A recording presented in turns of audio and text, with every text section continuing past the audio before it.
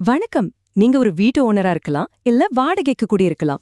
எதுவா இருந்தாலும் நம்ம வீடு, அதுல இருக்கிற பொருட்கள் எல்லாமே நமக்கு ரொம்ப ஸ்பெஷல் இல்லையா? இதையெல்லாம் எப்படி பாதுகாக்கிறது? அதுக்கு ஒரு அருமையான வழி இருக்கு. அதுதான் ஹவுஸ் ஹோல்டர்ஸ் இன்சூரன்ஸ். அத பத்தி தான் இன்னைக்கு நாம விளக்கமா பார்க்க போறோம். நம்ம வீடு தான் நமக்கு உலகமே, நமக்கான ஒரு கோட்டை மாதிரி. ஆனா ஒரு நிமிஷம் யோசிச்சு பாருங்க, நாம எதிர்பார்க்காத நேரத்துல ஒரு பிரச்சனை வந்தா நம்ம வீடு உண்மையிலேயே அவ்ளோ பாதுகாப்பா தான் இருக்கா? என்ன நினைக்கிறீங்க? சரி, இந்த இன்சூரன்ஸ் ஏன் இவ்ளோ முக்கியம்னு தெரிஞ்சுக்கிறதுக்கு முன்னாடி நம்ம வீட்டுக்கு என்ன மாதிரியான ஆபத்துகள் எல்லாம் வரலான்னு முதல்ல ஒரு லிஸ்ட் போட்டு பார்த்துடலாம். ஏன்னா பிரச்சனைய தெரிஞ்சுக்கிட்டாதானே அதுக்கான தீர்வை தேட முடியும். முதல்ல மனசுக்கு வர்றது தீ விபத்து தான். ஐயோ, நினைச்சு பார்க்கவே பயமா இருக்குல்ல. ஒரு சின்ன ஷார்ட் சர்க்கியூட் இல்லனா கிச்சன்ல ஒரு சின்ன கவனக்குறைவு போதும், நாம வருஷக்கணக்கா கஷ்டப்பட்டு வாங்கின அத்தனை பொருளும் கண் முன்னாடியே சாம்பலாயிடும். அடுத்ததா வெள்ளம். இப்போலாம் மழைக்காலம்னாலே ஒருவித பயம் வந்துருது இல்லையா? திடீர்னு பாக்குற இடமெல்லாம் தண்ணி. வீட்டுக்குள்ள புகுந்துட்டா நம்மளோட சோஃபா, டிவி, ஃப்ரிட்ஜ்னு ஒண்ணு கூட மிஞ்சாது, எல்லாம் பாழாயிடும். அடுத்து திருட்டு. இதுல பொருள்கள் போறது ஒரு பெரிய நஷ்டம்தான். ஆனா அதை விட கொடுமையான விஷயம் என்ன தெரியுமா? நம்ம வீட்டுக்குள்ளேயே நமக்கு பாதுகாப்பு இல்லைங்கிற அந்த உணர்வு, அது நம்ம நிம்மதியே கெடுத்துடும். சரி, இப்படி பயமுடுத்துற மாதிரியே பேசிட்டு இருக்கேன் இல்லையா? கவலைப்படாதீங்க. இந்த மாதிரி நாம எதிர்பார்க்காத பிரச்சனைகள்ல இருந்து நம்மள பாதுகாத்துக்கே ஒரு அருமையான வழி இருக்கு. வாங்க, அந்த சூப்பர் தீர்வு என்னன்னு இப்ப பார்க்கலாம். இதுதாங்க அந்த ஹவுஸ் ஹோல்டர்ஸ் இன்சூரன்ஸ்.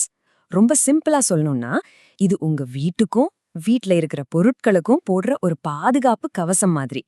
ஒரே பாலிசி தான், ஆனா உங்க building, furniture, TV, washing machine இனி எல்லாத்துக்கும் பாதுகாப்பு கிடைச்சிடும். ஒரு ஆல் இன் ஒன் பேக்கேஜ் மாதிரி. ஓகே, ஒரு ஆல் இன் ஒன் பேக்கேஜ்னு சொல்லிட்டோம். அப்போ இதுல என்னெல்லாம் கவர் ஆகும்? எதுக்கெல்லாம் நமக்கு நஷ்ட ஈடு கிடைக்கும்? இது ரொம்ப ரொம்ப முக்கியமான கேள்வி. ஏன்னா இது தெளிவா புரிஞ்சுக்கிட்டாதான் நம்மளால பாலிசிய சரியா பயன்படுத்திக்க முடியும். வாங்க ஒவ்வொன்னா பார்க்கலாம். முதல்ல, உங்க வீட்டு பில்டிங்க்கு ஏதாவது சேதம், அதாவது சுவர் இடிஞ்சு போச்சு, கூரை உடைஞ்சிடுச்சுன்னா அது கவர் ஆகும். அடுத்து, வீட்டுக்குள்ள இருக்கிற ஃபர்னிச்சர், எலக்ட்ரானிக்ஸ் பொருட்கள், ஏன் உங்க நகைகள் வரைக்கும் இதுல கவர் ஆகும். அது மட்டும் இல்லாம பாலிசி எடுத்த உங்களுக்கு ஏதாவது விபத்து நடந்தாலும் பாதுகாப்பு உண்டு. கடைசியா, மூன்றாம் தரப்புக்கான சட்ட பொறுப்புன்னு ஒன்னு இருக்கு. இது என்னன்னா, உங்க வீட்டுக்கு வர்ற கெஸ்டுக்கு உங்க வீட்ல ஏதாவது விபத்து ஆயிடுச்சுன்னா அதுக்கும் இந்த பாலிசி மூலமா கிளைம் பண்ணிக்கலாம். பாத்தீங்களா எவ்ளோ விரிவான பாதுகாப்பு? சரி, ஒரு நாணயத்துக்கு ரெண்டு பக்கம் இருக்கிற மாதிரி என்னெல்லாம் கவர் ஆகும்னு பாக்குறது எவ்ளோ முக்கியமோ, அதே அளவுக்கு என்னெல்லாம் இதுல அடங்காது, அதாவது எதுக்கெல்லாம் கிளைம் கிடைக்காதுன்னு தெரிஞ்சுக்கிறதும் ரொம்ப ரொம்ப முக்கியம். வாங்க அதையும் பார்த்துடலாம். அப்போதான் நமக்கு ஒரு முழுமையான தெளிவு கிடைக்கும். இங்க பாருங்க, ஒரு பக்கம் தீ, திருட்டு, வெள்ள மாதிரி நாம எதிர்பார்க்காம வர்ற ஆபத்துகளுக்கு கிளைம் கிடைக்கும்னு இருக்கு. ஆனா இன்னொரு பக்கம் பாத்தீங்கன்னா, போர் நடக்கிறதுனால வர சேதம், இல்ல நீங்களே வேணும்னே உங்க பொருளை உடைச்சிட்டா அதுக்கெல்லாம் கிளைம் கிடைக்காது.